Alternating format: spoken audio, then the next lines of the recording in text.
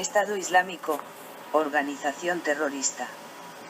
Conocido por sus siglas en inglés como ISIS, o ISIL, aunque también es conocido en español como EL.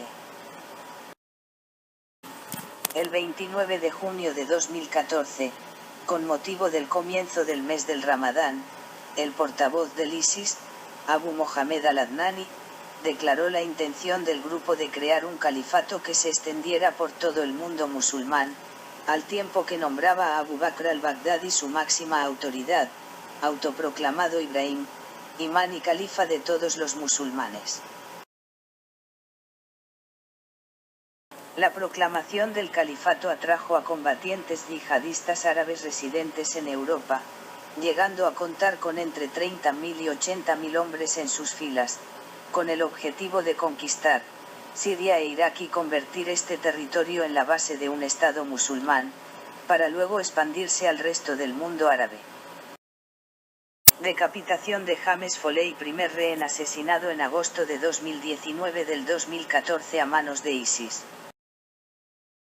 Rehenes cautivos de ISIS esperando ser decapitados. Crucifixión de cristianos, etc., a manos de yihadistas. Genocidio en serie cometido por ISIS a todos los que no profesan el Islam. En negro, se ve todo el territorio que para finales de septiembre del 2014 habían sido capturados por ISIS. Este es el territorio que ISIS considera su objetivo, este es el califato por el que están luchando. ISIS busca establecer el Islam como la única religión verdadera y todo el que no crea en Alá y en su profeta Mahoma es considerado un infiel y debe morir. Para hacer más visible la amenaza, Dabiq, publicada en varios idiomas y destinada a ampliar el alcance de los reclutadores yihadistas en el mundo, lleva en su portada la bandera negra del Estado Islámico, ISIS, ondeando sobre el obelisco de la Plaza de San Pedro. Los islamistas amenazan con conquistar Roma, quebrar cruces y esclavizar a mujeres. Si nosotros no lo conseguimos esta vez, entonces, nuestros hijos y nietos lo conseguirán y venderán a vuestros hijos en el mercado de esclavos, reza el texto citando declaraciones de uno de los portavoces de la milicia extremista, Mohamed al-Adnani, citado por International Business Times. La revista detalla los principales planes de conquista de los extremistas y puntualiza que su objetivo son todos los cristianos de Europa y Siria. La publicación asegura que los ataques de la coalición liderada por Estados Unidos constituyen una cruzada fallida y que la derrotarán. Esta es la portada de la revista Dabiq, donde se puede ver la bandera negra del Estado Islámico, ISIS, ondeando sobre el obelisco de la Plaza de San Pedro. Los islamistas amenazan con conquistar Roma, quebrar cruces y esclavizar a mujeres. Sin embargo, los musulmanes no extremistas dicen que el Islam no profesa la muerte a los infieles, pero, hasta el momento no se han visto manifestaciones públicas de esos musulmanes condenando las acciones de estos terroristas de ISIS. ¿Cuál es la realidad actual del Islam? ¿Dónde están y cuántos son?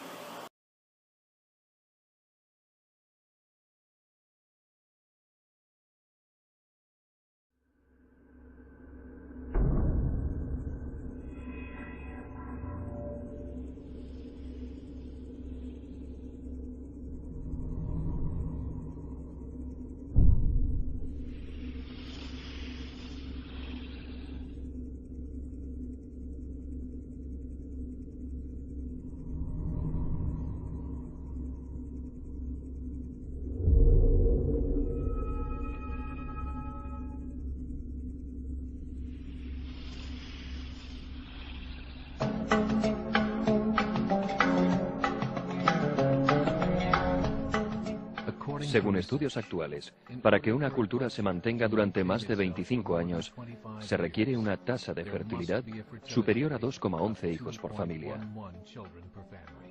Con cualquier tasa menor, esa cultura decaerá. Históricamente, ninguna cultura ha logrado revertir una tasa de 1,9. Y una tasa de 1,3 es imposible de revertir, porque esto requeriría un periodo de corrección de entre 80 y 100 años y no existe ningún modelo económico que pueda sostener una cultura durante ese tiempo y esas condiciones. En otras palabras, si dos parejas tienen un hijo cada una, habrá la mitad de hijos que padres, y si estos hijos también tienen un hijo, los nietos serán ya solo la cuarta parte con respecto a sus abuelos. Si en 2006 nacen solo 1 millón de bebés, es complicado que haya 2 millones de adultos en 2026.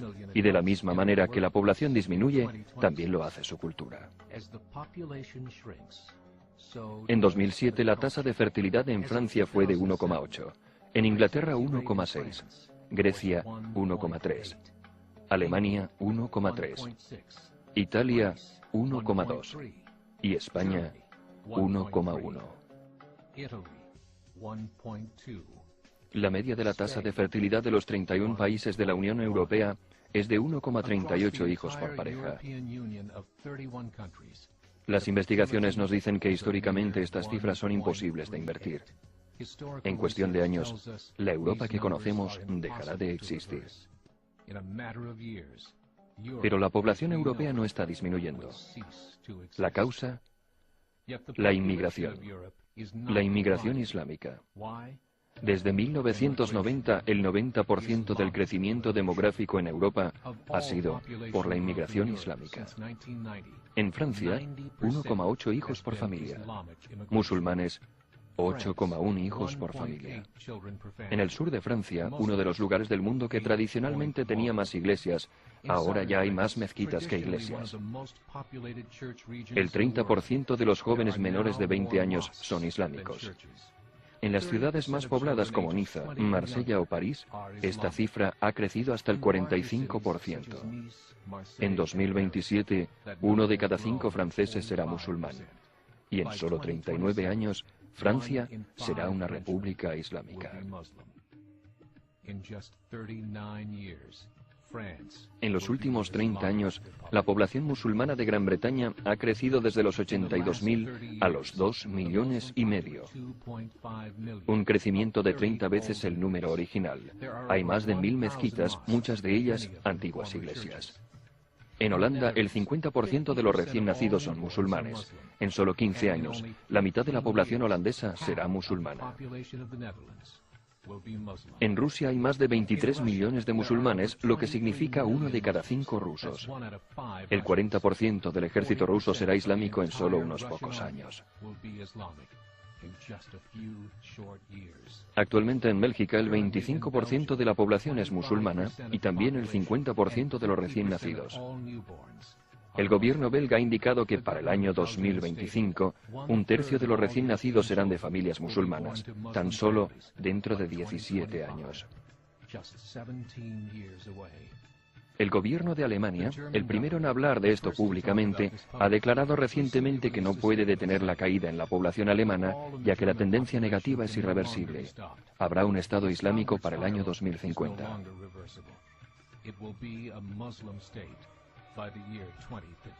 El líder libio Muammar al-Gaddafi ha declarado que hay signos de que Alá garantizará la victoria islámica sobre Europa sin espadas, sin pistolas, sin conquista. No necesitamos terroristas, no necesitamos suicidas. Los más de 50 millones de musulmanes en Europa lo convertirán en un continente musulmán en pocas décadas. Actualmente hay 52 millones de musulmanes en Europa. El gobierno alemán ha dicho que se estima que esa cifra se duplicará en los próximos 20 años, lo que significaría 104 millones. Más cerca de casa, la misma historia. En Canadá, la tasa de fertilidad es de 1,6, 5 puntos por debajo de la tasa requerida para que una cultura perviva. Y el Islam es la religión que más crece allí. Entre 2001 y 2006, la población canadiense aumentó en 1,6 millones de personas, de los que 1,2 millones eran inmigrantes. En Estados Unidos, la tasa de fertilidad es de 1,6 millones. Contando la inmigración de países hispanos, la tasa sube hasta 2,11, justo el mínimo requerido para mantener una cultura. En 1970 había 100.000 musulmanes en Estados Unidos. Hoy hay más de 9 millones. El mundo está cambiando. Es hora de despertar. Hace 3 años hubo una cumbre de 24 organizaciones islámicas en Chicago. Las transcripciones del encuentro muestran en detalle los planes para evangelizar América mediante el periodismo, la política, educación y otros. Dijeron: tenemos que prepararnos porque dentro de 30 años seremos más de 50 millones de musulmanes viviendo en América. El mundo en el que vivimos no es el mundo en el que vivirán nuestros hijos y nuestros nietos. La Iglesia Católica ha reconocido que la religión islámica la ha superado en número de creyentes. Hay estudios que demuestran que dentro de 5 o 7 años el Islam será la religión dominante en el mundo. Como creyentes, te animamos a extender el mensaje del Evangelio por el mundo. Esta es una llamada a la acción.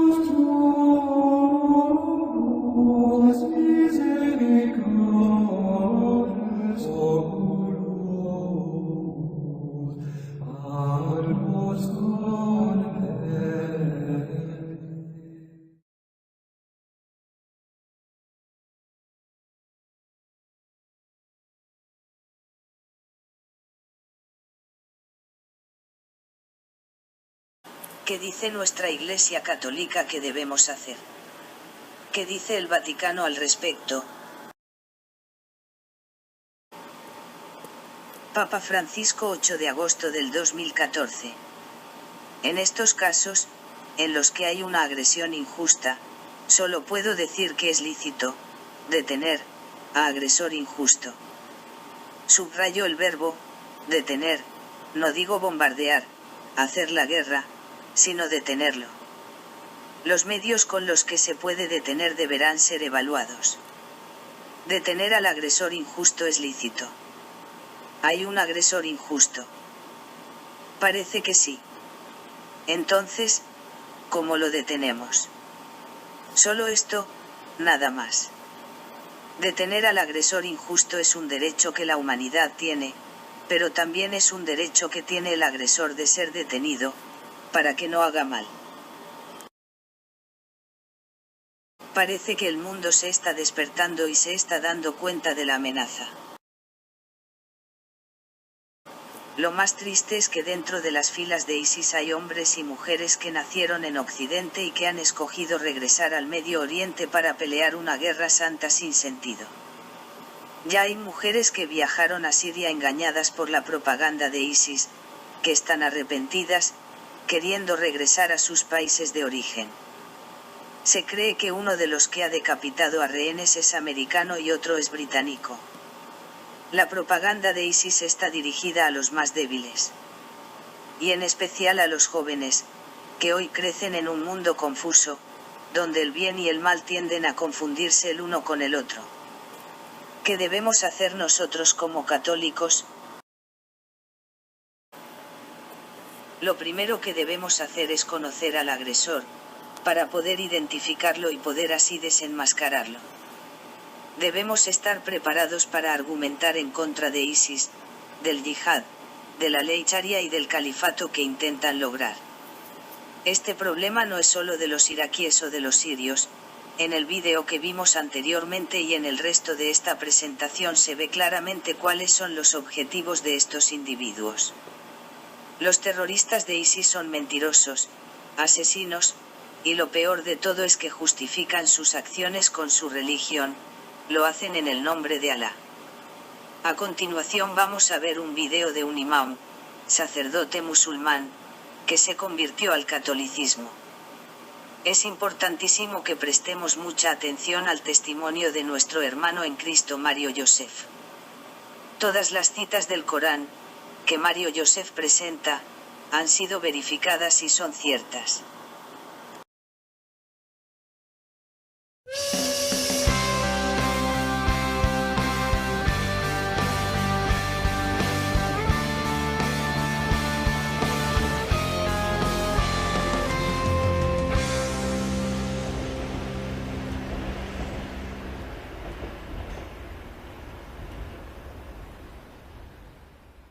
Familia, amigos, y digo familia porque siempre estáis diciendo que siempre digo amigos y no digo familia, pero para mí todos sois familia, familia en Cristo.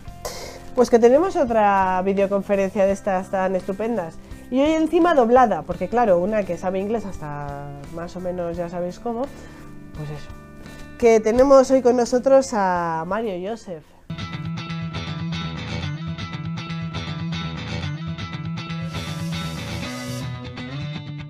Mario Youssef, quiero saludarte y darte las gracias por estar hoy con nosotros. De nada, que Dios les bendiga. Vamos a entrar un poco en materia. ¿Cómo fue tu infancia? ¿De dónde eres? ¿Cómo es tu familia? Cuéntanos un poco de ti. Mis bisabuelos son de Turquía, pero se trasladaron al sur de la India, en el sur, en Kerala, en una localidad que se llama Wayanad, bonita región montañosa. Somos 6 hijos en casa, yo soy el tercero. Cuando mi madre estaba embarazada de mí, tuvo una infección intrauterina. Los doctores decían que moriría en el útero. Los médicos aconsejaron a mi madre que abortara a su hijo. Pero ella es una gran devota de Alá, Dios, y por eso no aceptó el consejo de los médicos. Ella rezó a Alá diciendo: Alá, la vida es tuya. Por eso sé que tú puedes dar vida. Si tú le das la vida a este niño, yo te lo entregaré. Este fue su ofrecimiento o entrega. Y milagrosamente, yo nací, aunque todos pensaban que moriría. Como yo había sido ofrecido a Dios, mis padres no me mandaron al colegio. Por eso mi infancia fue muy mala, porque cuando mis hermanos, hermanas y vecinos iban al colegio, yo no tenía la libertad de ir, porque yo pertenecía a Dios. A la edad de 8 años me mandaron a un colegio musulmán árabe para hacerme musulmán maulana. Hasta los 8 años, si me preguntas, no me acuerdo de todo, pero sí me acuerdo de algo entre los 5 y los 8. Así que mi niñez no fui muy feliz porque habían decidido contra mi deseo. A mí no me habían preguntado si estaba preparado para ser de Dios.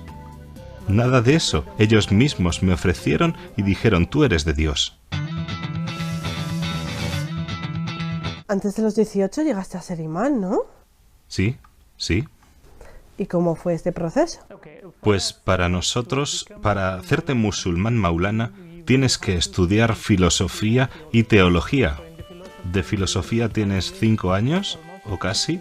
En estos 5 años estudias metafísica, epistemología, lógica, los clásicos, etc. Y también la lengua árabe. Y en segundo se estudia teología. Teología comprende primero Moktefer y después Motowel. En Motowel vas a estudiar teología, teología moral, teología coránica, sharia, derecho y demás. Si todo te va bien, terminas en 10 años, pero algunos terminan en 12. Pero lo normal es terminar en 10 años los estudios. Terminé mis 10 años de estudios en ese colegio árabe que se llamaba Collège de Jerusalem, l'Islam y la Arabia, que está en el sur de Kerala, y allí es donde estudié. Estudié el Santo Corán y las obras del profeta Mahoma, y allí fue donde recibí todas las enseñanzas islámicas. Vale, y en ese tiempo, en ese proceso de formación, en todo ese periodo, ¿tú no te preguntaste, por ejemplo, alguna vez, ¿será verdad todo esto que me están diciendo? No, una cosa que tengo desde mi infancia, muy dentro de mí, es que las leyes no deben ser impuestas a los seres humanos. Debe haber libertad. Si quieres hacer algo y es bueno, será bueno para ti, pero si algo es malo, será malo para ti. Eso lo puedes decir, pero si tú no sabes eso, no tienes por qué ser castigado. Pero en el Islam, por ejemplo, mi papá me decía, Nana, y si yo no respondía Nahma, me pegaban. Me decían, tú harás el Ramadán, y si no hacía el ayuno, después no me daban comida, así que no podía estar feliz con los castigos en mi niñez. A ver, ¿en qué momento pensaste esto no es verdad? ¿En qué momento, no sé, giraste quizás o qué te hizo ir hacia el cristianismo? Sí, bueno, mientras trabajaba en una mezquita como imán, sería como un párroco, prediqué una vez que Jesucristo no era Dios. Para mí, Dios era solo Alá, y creía que Alá nunca se casó, por tanto no tuvo hijos. Entonces, prediqué que Jesús no era Dios, y alguien de la asamblea me preguntó, ¿quién es Jesús? Quizás un musulmán, pero me preguntó quién era Jesús. Yo predicaba no es Dios, pero la pregunta es ¿quién es? Para enterarme bien de quién era, leí de nuevo el Corán entero, 114 capítulos, 6.666 palabras.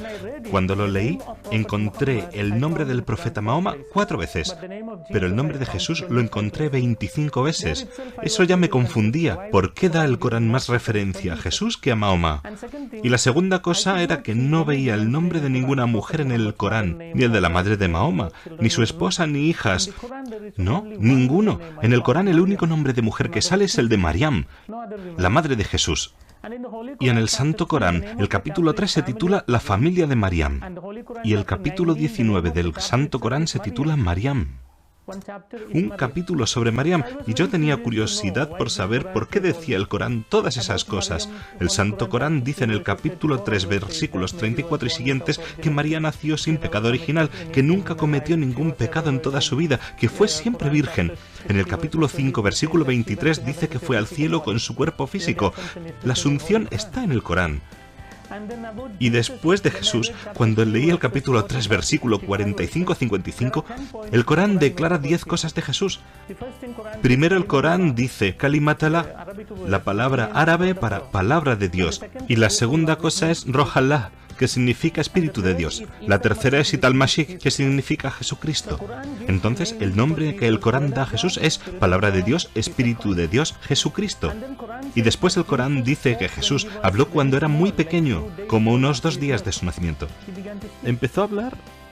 El Corán dice que Jesús creó un pájaro vivo de barro. Cogió barro, formó un pájaro, le sopló aliento y vivió. Y pensé, él puede dar vida. Dio vida al barro, al lodo. Y el Corán dice que Jesús curó a un hombre que nació ciego y a otro que tenía lepra. Curiosamente, el Corán dice que Jesús resucitó a los muertos y fue al cielo. Está vivo todavía y vendrá de nuevo. Cuando leí todo eso en el Corán, empecé a pensar en lo que el Corán dice de Mahoma.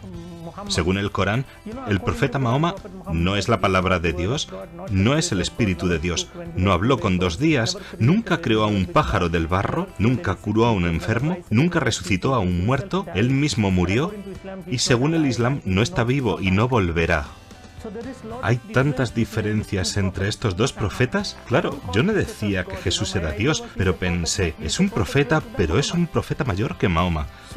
Así que un día fui al Instituto Árabe donde estuve 10 años y le pregunté al profesor, ¿cómo creó Dios al universo? Y él dijo, Dios creó el universo a través de la palabra. A través de la palabra. Y mi pregunta siguiente fue, ¿la palabra es creador o creación? Yo tenía que saber si la palabra de Dios era creador o creación. El Corán dice que Jesús es la palabra de Dios. Si mi profesor decía que la palabra de Dios es creador, significaba que Jesús es creador, y en ese caso los musulmanes deben hacerse cristianos. Pero si el profesor decía que la palabra es creación, yo estaba atrapado. ¿Sabes por qué? Él había dicho que todo fue creado a través de la palabra. Si la palabra es creación, ¿cómo la palabra pudo crearla la palabra? Madre mía. Entonces, no podía decir que la palabra es creador, y tampoco que la palabra es creación. Así que se enfadó, me empujó fuera del aula y dijo, la palabra no es creador ni creación, ¡lárgate! Pero vamos a ver, si tú lo tienes tan claro, ¿por qué todos los musulmanes no son cristianos? ¿Por qué no aceptan esto? Ellos dicen que la palabra es creación. Para demostrarlo dicen que la palabra no es el creador, ni tampoco es creación. Pero no es Dios, no es Dios, no es creador, no es creación, no es Dios, pero tampoco es creación, así que no creen que la palabra sea Dios. Ese es el problema. Cuando me dijo eso, mi profesor, yo respondí, la palabra no es el creador ni la creación, pero los cristianos dicen que la palabra es el Hijo de Dios. Él me dijo, si Dios tiene un hijo, muéstrame su esposa. Sin esposa no puede tener un hijo. ¿Cómo es eso? Le mostré un pasaje del Corán. El Corán dice que Dios puede ver sin ojos, puede hablar sin lengua, puede escuchar sin oídos. Está escrito en el Corán. Si es así, Dios puede tener hijos sin esposa. Así que hubo una gran discusión. ¿Y sabes qué hice yo al final? Cogí mi Corán, lo apreté contra mi pecho y dije, Alá, dime qué debo hacer, porque tu Corán dice que Jesús vive aún y Mahoma no vive. Dime tú a quién debo aceptar. Después de esta oración abrí el Corán. No pregunté a nadie, solo a mi Alá. Abrí el Corán por el capítulo 10, versículo 94. ¿Y sabes qué dice? El Corán dice, si tienes duda de este Corán que te doy, ve y lee la Biblia, o pregunta a los que leen la Biblia. La verdad te lo está revelando. Así que si me preguntas quién me hizo cristiano, no fueron los sacerdotes, ni las monjas, ni obispos, un cardenal, ni siquiera el Papa, sino el Santo Corán que me convirtió al cristianismo. Después de ver esto, decidí estudiar la Biblia y fui a un centro de retiros que se llama Divine Retreat Center, está en la India. Los dan en 7 idiomas, los retiros. Mucha gente va allí, cada semana. Cada semana, de lunes a viernes, están internados. Muchos hindúes, musulmanes, cristianos y gentes de distintas denominaciones de todo el mundo. Allí hice mis estudios de Biblia. Así empezó mi relación con el cristianismo, con la Iglesia Católica. Vale, allí decidiste ser cristiano. No fue al llegar inmediatamente, no. Hice primero un retiro y no estaba muy contento. No había cumplido todavía los 19. No. Terminé mis estudios y estaba trabajando en el Instituto Árabe. Estaba trabajando en el Mushid y no había cumplido los 19 años. Mientras hacía mis estudios de Biblia, había muchos puntos de la Biblia que me tocaron. El primer día el sacerdote leyó Juan capítulo 1, versículo 1. En el principio ya existía el Verbo, y el Verbo estaba con Dios, y el Verbo era Dios, y el Verbo se hizo hombre. Mi Santo Corán dice que Jesús es la palabra de Dios, y la Santa Biblia también dice que Jesús es la palabra de Dios. Así que los dos me parecían semejantes. Y estaba contento de saber que yo necesitaba el Corán y necesitaba la Biblia, ambos. Un día pensaba ser cristiano y al día siguiente musulmán, y luego cristiano. Necesitaba los dos. Mientras pensaba eso, escuché de nuevo otra cita de Juan capítulo 1 versículo 12. Era para mí una palabra preciosa porque está escrito en la Biblia que aquel que acepta a Jesús, Jesús le da el poder de ser hijo de Dios. En todos los versículos del Corán, Alá refiere a los seres humanos como esclavos, cuyo amo es Alá. El amo no puede amar al esclavo y el esclavo no puede amar al amo. A mí no me gusta que alguien me llame esclavo. El Corán dice, tú eres mi esclavo. Pero cuando escuché el capítulo 1, versículo 12 de Juan que dice, si crees en Jesús, Jesús te dará potestad de ser hijo de Dios. Yo necesito a Jesús porque yo quiero ser hijo de Dios. Y entonces empecé a llamar a Dios papá. Hasta ese momento no sabía que podía llamar a Dios papá.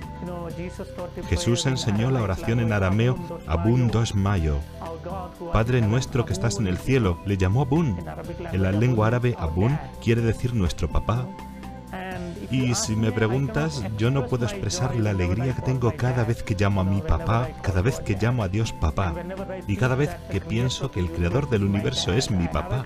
Me entra una alegría que no puedo expresar. Va más allá de... Es una experiencia que no puedo explicar. Solo lo puedes entender si lo experimentas. Me encanta llamar a mi Dios papá. Fue entonces que decidí aceptar a Jesús. Entonces, ¿decidiste allí ser cristiano? ¿Y se lo contaste a tu familia? No. Me quedé en el centro de retiros como muchos otros. Y decidí hacerme cristiano entonces. Para entonces ya habían notado mi ausencia en casa. Mis padres pensaban que estaba en Masted y la gente de Masted pensaba que estaba en casa. Cuando se pusieron en contacto unos y otros entendieron que no estaban ni en Masted ni en casa.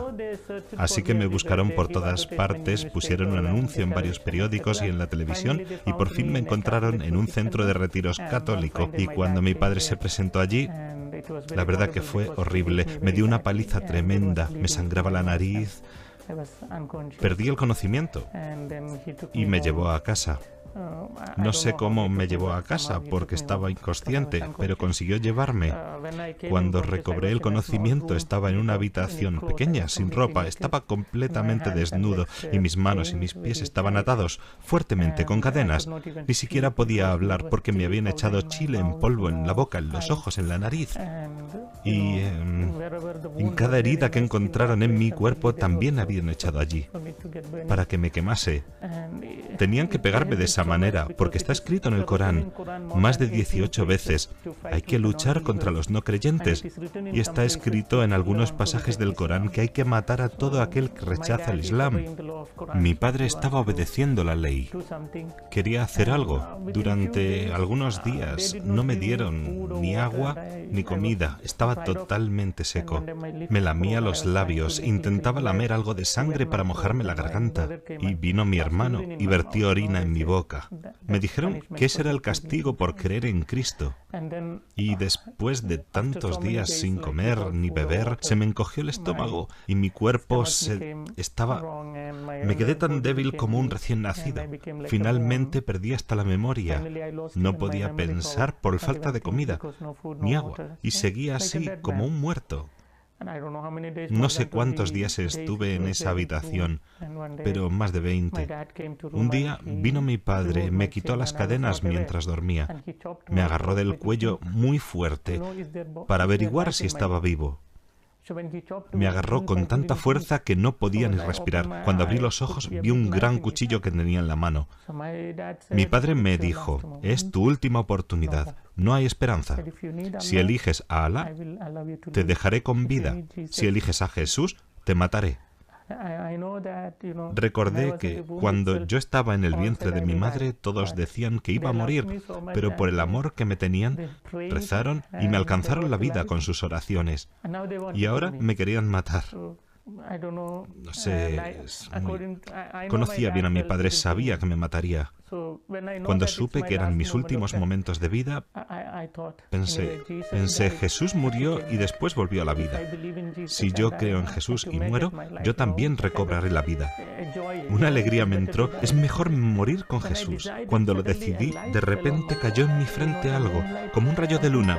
Sentí caer algo encima de mi cabeza, un tipo de, no sé, carga eléctrica, y algo corrió por mis venas. Me entró una energía, no sé de dónde, que fluyó por todo mi cuerpo y no me podía controlar por la cantidad de energía en mis huesos. Aparté la mano de mi padre y grité, ¡Jesús! En el momento que grité, mi padre se cayó al suelo. Cuando cayó al suelo con el cuchillo que llevaba en la mano, tenía una gran herida en su pecho. Y estaba sangrando. Salía espuma de su boca y gritaba. Todos los que se encontraban en la habitación estaban en shock. Mis hermanos y mi madre junto con mis hermanas no sabían qué estaba pasando. Pensaron que mi padre ya había muerto. Le sacaron de la habitación y le llevaron al hospital. Cuando le llevaron se olvidaron de cerrar la puerta con llave desde fuera. Me llenó una energía tal que no puedo explicar porque estaba muy débil. Llevaba más de 20 días sin comer. Me encontraba como un bebé recién nacido, pero con mucha energía.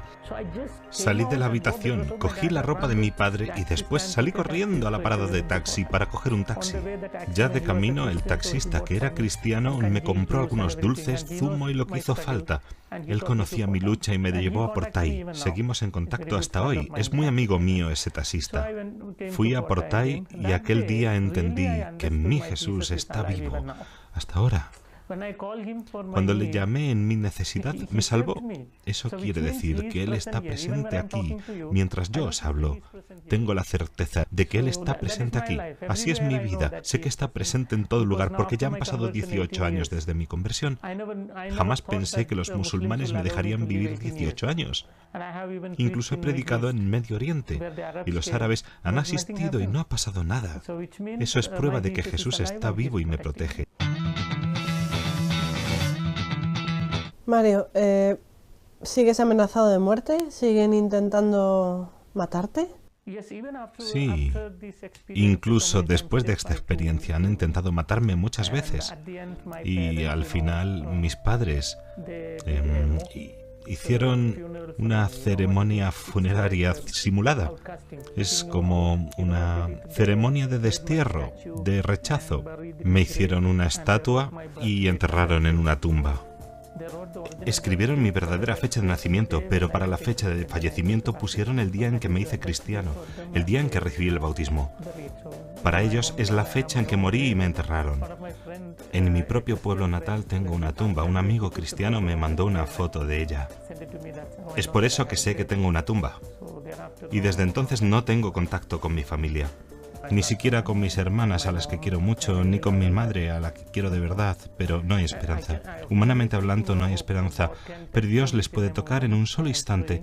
Por eso estoy rezando, y aun si no aceptan el cristianismo, siempre digo a Jesús, por favor, llévales al cielo. Donde esté yo, allí les necesito. Y esa es mi oración siempre. ¿No tienes miedo de morir? No, en absoluto. Y no debes. Tener miedo a la muerte es una necedad. ¿Sabes por qué? Todos los que nacen algún día tendrán que morir. 100% seguro. Todos tienen que morir. Tú tendrás que morir. Todos. Tanto si temes a la muerte como si no, tienes que morir. Es un hecho. Y yo diría que es la única cosa que alcanzarás segura en esta tierra. Aún mientras hablo contigo, no tengo la certeza de que esta entrevista será emitida. Puede pasar cualquier cosa. No tengo la certeza de cenar esta noche. No estoy seguro. No estoy seguro de que volveré a la India. No estoy seguro. No tengo la certeza de que mis hijos estudiarán bien y sacarán su título. No estoy seguro. La única cosa de la que tengo certeza es de que voy a morir. Todo lo demás está en el aire. Haces lo que puedes. Algunas cosas te salen, otras no te salen. Pero está todo en el aire. No es seguro. La única cosa segura en esta tierra es la muerte. Así que nunca la temas. Tienes que estar convencido de que algún día vendrá. Entonces, lo que puedes hacer, ¿qué es? Puedes pensar así. Si crees en Mahoma y mueres, ¿sabes lo que te va a tocar? El profeta Mahoma murió, le enterraron y después no sabemos a dónde fue. Si yo creo en él y muero, no sé dónde iré. Gaudam Buddha, Mahagera, Guruda, Nakashin, Enil, Badit, Davik, Raharik. Hay tantos dioses y diosas en mi país, en India. Todos han vivido, hecho historia y han muerto. La gente les enterró y no sabemos dónde fueron. Si creo en todos estos dioses y diosas, no sé cuál será mi futuro. Pero Cristo, que murió, volvió a la vida. Tengo esperanza de que si muero en Cristo, volveré. Por eso es mejor tener la certeza de la muerte y que debe ser con Cristo. Porque Jesús dijo muy claramente, yo voy a la casa de mi Padre, Juan capítulo 14, 3. Voy a la casa de mi Padre y allí hay muchas moradas y allí os prepararé un lugar y volveré a vosotros. Por eso estoy contento de saber que a mi Jesús está preparando una gran morada allí, porque una vez que termine, volverá a llevarme con Él. Yo creo que es una suite muy grande, porque los últimos 18 años muchos musulmanes han intentado matarme y no han podido. Una vez que esté lista, me vendrá a buscar. Solo entonces me podrán matar los musulmanes. Mientras tanto, nadie podrá conmigo. No temo a la muerte. Es un hecho. Lo único que pienso es qué pasará después de la muerte. Para tener la vida eterna necesitas a Jesús. Y no solo eso, necesitas a la Iglesia Católica, y digo específicamente eso. porque creo que toda religión dice que el obstáculo entre Dios y el hombre es el pecado. En el Islam, por el pecado ofrecen animales. Por su pecado sacrifican animales. En el hinduismo, cada vida va a otra vida. Pero solo en el cristianismo encuentras que Jesús mismo cargó con mis pecados y mi castigo, y me borró el pecado, me hizo puro. Me hizo puro. Y Él me puede entregar a Dios. Y dice al Padre, este es puro. Yo le he purificado, he cargado con sus ofensas y su castigo y sus pecados para que le puedas llevar al cielo. Jesús es mi Salvador. Él es perfecto hombre porque yo soy hombre y mi Salvador debe ser también hombre. Y es plenamente Dios porque yo necesito la vida eterna. Y solo Dios puede dar la vida eterna. Es muy sencillo. La consecuencia del pecado es la muerte. La consecuencia del pecado es la muerte. Y para quitar la muerte tienes que... Para quitar la oscuridad tienes que poner luz. De la misma manera, para quitar la muerte tienes que poner vida. ¿Quién es la vida? En el Antiguo Testamento ofrecían la vida de un animal porque creían que la vida está en la sangre y los animales tienen sangre y los musulmanes siguen haciéndolo. Pero para eliminar mi muerte necesito la vida eterna. ¿De dónde consigo la vida eterna? Solo de Dios. Y eso nos da Jesús en la cruz. Y cuando yo participo en su cuerpo y su sangre, estoy participando en su vida. Yo me transformo en parte de su vida. También es por lo que me llama Jesús hermano. Y Jesús y yo llamamos al Padre Papá. Esto es una unión con Dios y estamos alcanzando la vida eterna. Para tomar parte de ello, tienes que ser católico. Porque Jesús dijo muy claramente, si comes de mi carne, si bebes de mi sangre, no morirás para siempre, y si mueres, yo te resucitaré. Y así decidí hacerme cristiano, especialmente católico. Vamos a ver, yo me planteo la siguiente pregunta. Estás amenazado de muerte, estás aquí, ¿qué piensas? ¿Estás corriendo un riesgo por ser lo que eres? ¿Qué piensas de esa gente que está bautizada aquí en Europa y que no es cristiano practicante? ¿Qué piensas de esa gente? La razón... Hay dos problemas. Uno es que somos muy débiles en la manera de educar a nuestros hijos en la fe. Somos muy débiles. Y esa debilidad comenzó en nosotros cuando empezamos a hablar mucho de la libertad de los seres humanos. Cuando damos mucha libertad que no está permitida por Dios, ocurre esto. Por ejemplo, el matrimonio homosexual, la matanza de fetos, el aborto, el alcohol, las drogas. Todo está legalizado en todos los países. Bueno, casi todos. Y cuando es legal, nadie tiene el derecho de ponerlo en duda. Ni siquiera los padres pueden cuestionar a sus hijos. Esta libertad humana es la causa de la pérdida de fe. Y la segunda cosa es que dentro de esta libertad los padres no pueden decir a sus hijos que vayan a la catequesis. Pero en el Islam, como es una religión política, la belleza del Islam es que no es una religión y es también un sistema político. Es una religión política. El Islam intenta controlar el mundo islámico con la Sharia. Y es por esta razón por la que pueden obligar a los niños a atender a la catequesis. Desde pequeños reciben la catequesis de tal manera que son fanáticos en su fe. Yo digo que tenemos que respetar al ser humano y darle plena libertad, pero a la vez, desde pequeños, tenemos que educar a nuestros hijos en la fe católica. Si hacemos eso, el mundo europeo cambiará. Hace 2 días estaba rezando por Europa. Después de llegar aquí a medianoche pregunté al Señor, ¿qué es el mensaje para Europa, especialmente para España? Y recibí un mensaje, Apocalipsis capítulo 2, versículos 2 al 4.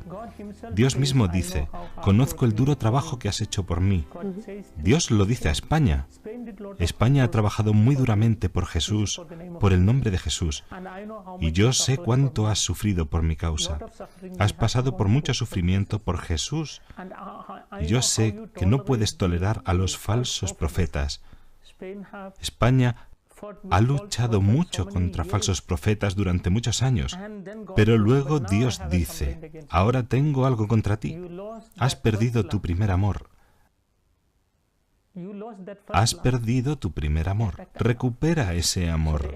Entonces, para Europa, Dios dice solo una cosa. Recupera ese amor. Como eran tus antepasados, volved a ser como ellos. Y todos rezaremos por eso, y todos trabajaremos para conseguirlo. Esa es mi ambición. Es por lo que estoy aquí. No es que yo quiera venir aquí, Dios me envía a Europa. Hay muchos profetas que están viniendo a Europa. Hay muchos profetas en Europa, y muchos santos en Europa que ignoramos. Entonces, si todos trabajamos y rezamos juntos, sin duda los cambios llegarán. Menos mal que lo ves así. Cuéntanos, ¿a qué te dedicas ahora? ¿Qué clase de apostolado haces? ¿A qué dedicas tu tiempo? En la casa de retiros donde vivo, que es un centro católico, tenemos retiros en lenguas locales: Malayalam, Tamil, Bengalí, Canarés, Konkani, Hindi e inglés. Doy charlas todos los días en estos idiomas. Estoy ocupado todos los días, es decir, de lunes a viernes estoy ocupado predicando la palabra de Dios y doy testimonio a miles de personas. Aparte de eso, cuando Dios me envía a otros países o a otras partes de la India, viajo un poco más y así es mi vida actual, servir al Señor. Antes hiciste referencia a la Virgen. ¿Cómo es tu relación con ella desde que eres cristiano? ¿Cómo te relacionas? ¿Qué piensas de la figura de la Virgen? ¿La tienes como madre, quizás? ¿Con nuestra Madre María? Sí, es una pregunta muy bonita. Una vez, cuando era muy pequeño, tuve una infección en los dedos del pie y mi madre me llevó al hospital. El nombre del hospital es Fátima y Fátima es el nombre de la hija de Mahoma. Pero había muchas hermanas y padres católicos. Y pregunté a mi madre, mamá, Fátima es un nombre nuestro, ¿no? ¿Por qué lo tienen los cristianos? Mi madre me explicó lo de Fátima, Fátima de Portugal, y cómo nuestra madre se apareció allí. Y ella me explicó un poco de María. Así desde mi niñez oí hablar de María. Siempre hubo en mí un cariño, un amor hacia María. Luego, cuando leí el Corán, vi que todo lo que me había dicho mi madre era verdad. Y más tarde, cuando llegué a la Iglesia Católica, mi fe se hizo más profunda.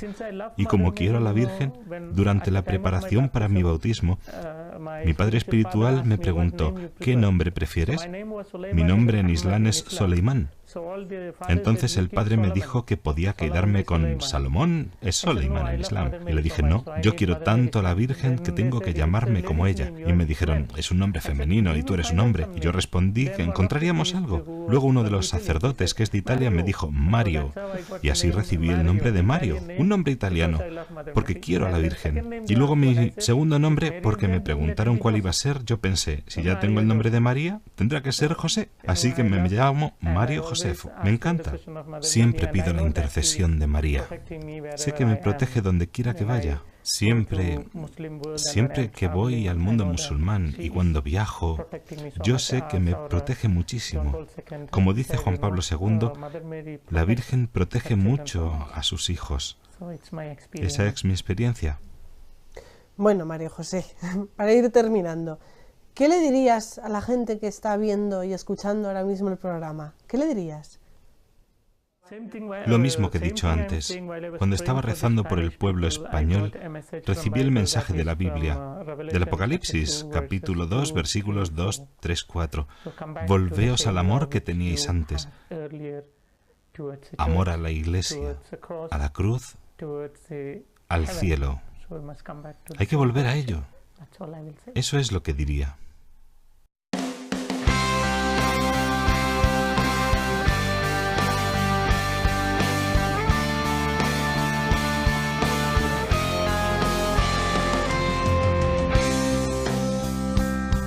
Muchas gracias, Mario. Muchas gracias por recibirnos. Ok, que Dios les bendiga. Gracias, igualmente. Muchas gracias por recibirnos, muchas gracias por estar ahí, por darnos tu testimonio, por recordarnos, amigos, familia, que hay que llamar al Padre papá. Me ha gustado muchísimo el papá, al Padre. Que el único alimento o el alimento que realmente llena al cristiano es la Eucaristía, el Señor. Es un testimonio impresionante, nos ha dejado a todos por aquí helados, es impresionante. A veces es importante, no sé, dejarse llevar, pero dar la vida por Jesucristo como la da Mario José. Amigos, sed valientes. Siempre lo digo, pero sed valientes. ¿Veis? Esa valentía tiene recompensa, tiene el Señor. Nos vemos en la próxima estación. Gracias, gracias.